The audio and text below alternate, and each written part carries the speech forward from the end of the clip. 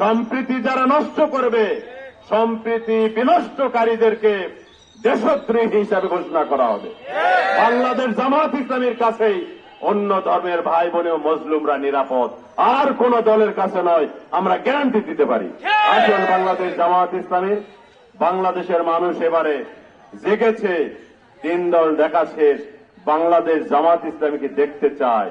জামাত যদি একবার সরকার গঠন করে, নিঃসন্দেহে ন্যায় ইনসাফ প্রতিষ্ঠার মাধ্যমে সকল বৈষম্য দূর করে সকল উন্নয়নমূলক কর্মকাণ্ড, শিক্ষা প্রতিষ্ঠান সবকিছু সুন্দরভাবে হবে ইনশাআল্লাহ।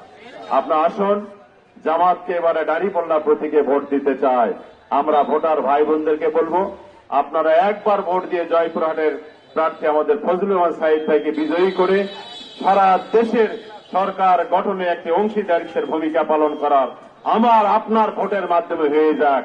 আমরা প্রমাণ করব একজন ভালো লোক দিয়ে ভালো কাজে গিয়ে আমাদের সাদকায়ে জারিয়া যাতে হয়, আমরা যাতে ভালো কাজে অনুসারী হতে পারি।